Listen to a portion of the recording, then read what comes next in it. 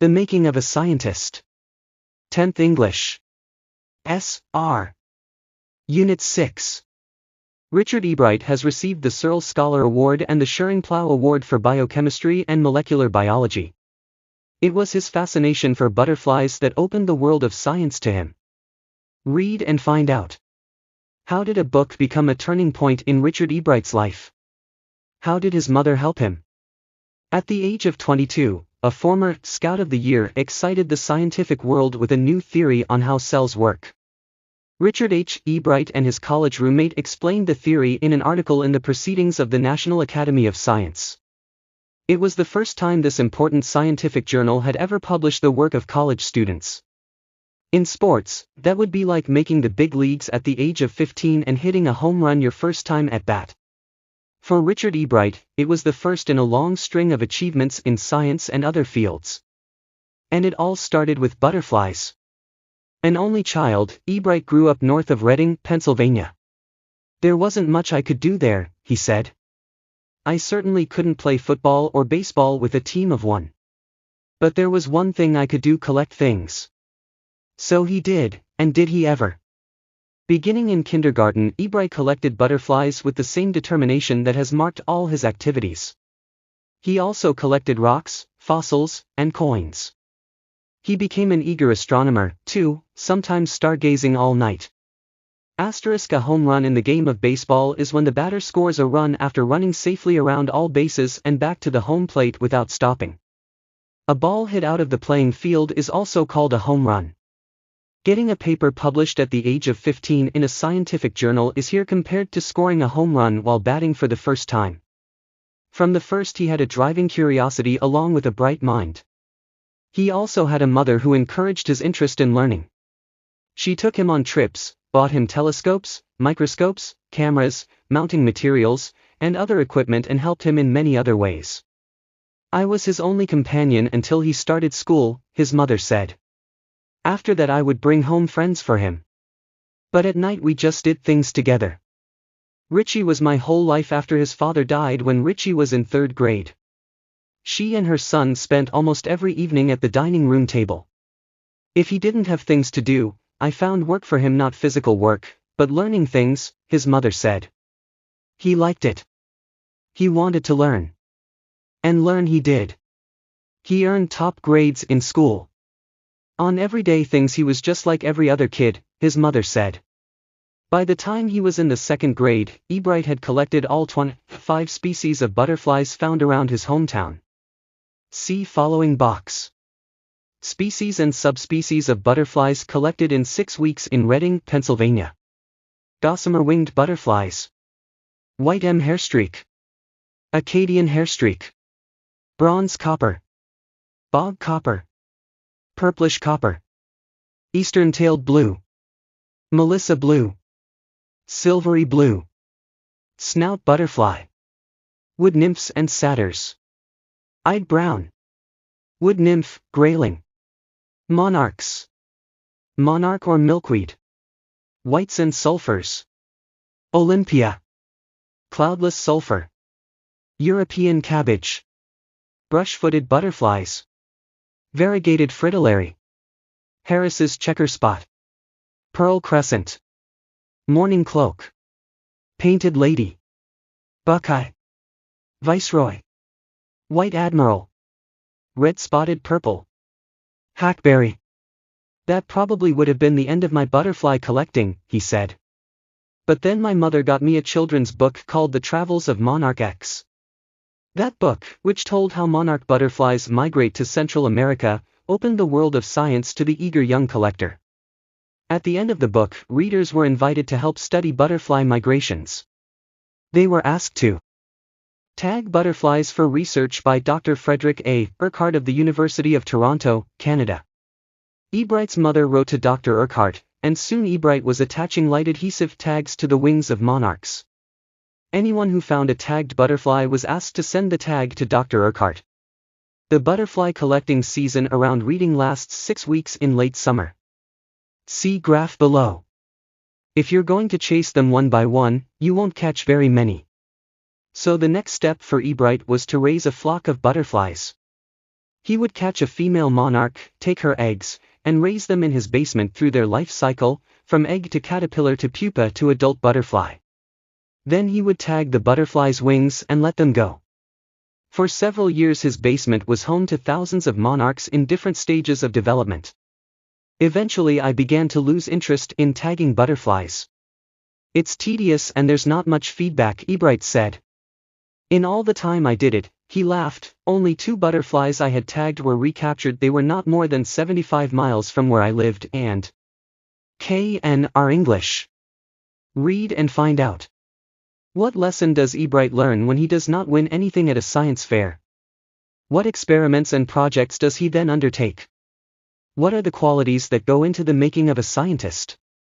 Then in the 7th grade he got a hint of what real science is when he entered a county science fair and lost. It was really a sad feeling to sit there and not get anything while everybody else had won something, Ebright said. His entry was slides of frog tissues, which he showed under a microscope. He realized the winners had tried to do real experiments, not simply make a neat display. Already the competitive spirit that drives Richard Ebright was appearing. I knew that for the next year's fair I would have to do a real experiment, he said. The subject I knew most about was the insect work I'd been doing in the past several years. So he wrote to Dr. Urquhart for ideas, and back came a stack of suggestions for experiments. Those kept Ebright busy all through high school and led to prize projects in county and international science fairs. For his 8th grade project, Ebright tried to find the cause of a viral disease that kills nearly all monarch caterpillars every few years. Ebright thought the disease might be carried by a beetle. He tried raising caterpillars in the presence of beetles. I didn't get any real results, he said. But I went ahead and showed that I had tried the experiment. This time I won. The next year his science fair project was testing the theory that viceroy butterflies copy monarchs. The theory was that viceroys look like monarchs because monarchs don't taste good to birds. Viceroys, on the other hand, do taste good to birds. So the more they look like monarchs, the less likely they are to become a bird's dinner. Ebright's project was to see whether, in fact, birds would eat monarchs. He found that a starling would not eat ordinary bird food. It would eat all the monarchs it could get. Ebright said later research by other people showed that viceroys probably do copy the monarch. This project was placed first in the zoology division and 3rd overall in the county science fair. In his 2nd year in high school, Richard Ebright began the research that led to his discovery of an unknown insect hormone. Indirectly, it also led to his new theory on the life of cells. The question he tried to answer was simple: what is the purpose of the 12 tiny gold spots on a monarch pupa? Everyone assumed the spots were just ornamental, Ebright said. But Dr. Urquhart didn't believe it. To find the answer, Ebright and another excellent science student first had to build a device that showed that the spots were producing a hormone necessary for the butterfly's full development. This project won Ebright first place in the county fair and entry into the International Science and Engineering Fair. There he won 3rd place for zoology. He also got a chance to work during the summer at the entomology laboratory of the Walter Reed Army Institute of Research. As a high school junior, Richard Ebright continued his advanced experiments on the monarch pupa. That year his project won first place at the International Science Fair and gave him another chance to work in the Army laboratory during the summer. In his senior year, he went a step further. He grew cells from a monarch's wing in a culture and showed that the cells would divide and develop into normal butterfly wing scales only if they were fed the hormone from the gold spots. That project won first place for zoology at the International Fair. He spent the summer after graduation doing further work at the Army Laboratory and at the laboratory of the U.S. Department of Agriculture. The following summer, after his freshman year at Harvard University, Ebright went back to the laboratory of the Department of Agriculture and did more work on the hormone from the gold spots. Using the laboratory's sophisticated instruments, he was able to identify the hormone's chemical structure. A year and a half later, during his junior year, Ebright got the idea for his new theory about cell life.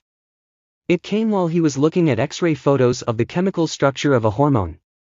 When he saw those photos, Ebright didn't shout, "Eureka," or even, "I've got it." But he believed that, along with his findings about insect hormones, the photos gave him the answer to one of biology's puzzles: how the cell can read the blueprint of its DNA. DNA is the substance in the nucleus of a cell that controls heredity. It determines the form and function of the cell. Thus DNA is the blueprint for life. Ebright and his college roommate, James R. Wong, worked all that night drawing pictures and constructing plastic models of molecules to show how it could happen. Together they later wrote the paper that explained the theory. Surprising no one who knew him, Richard Ebright graduated from Harvard with highest honors, second in his class of 1,510. Ebright went on to become a graduate student researcher at Harvard Medical School. There he began doing experiments to test his theory. If the theory proves correct, it will be a big step towards understanding the processes of life. It might also lead to new ideas for preventing some types of cancer and other diseases. All of this is possible because of Ebright's scientific curiosity. His high school research into the purpose of the spots on a monarch pupa eventually led him to his theory about cell life. Richard Ebright has been interested in science since he first began collecting butterflies, but not so deeply that he hasn't time for other interests. Ebright also became a champion debater and public speaker and a good canoeist and all-around outdoors person. He is also an expert photographer, particularly of nature and scientific exhibits. In high school, Richard Ebright was a straight-A student. Because learning was easy, he turned a lot of his energy towards the debating and Model United Nations clubs. He also found someone to admire: Richard Ebright, his social studies teacher and advisor to both clubs. Mr. Ebright was the perfect person for me then. He opened my mind to new ideas, Ebright said. Richard would always give that extra effort, Mr. Ebright said.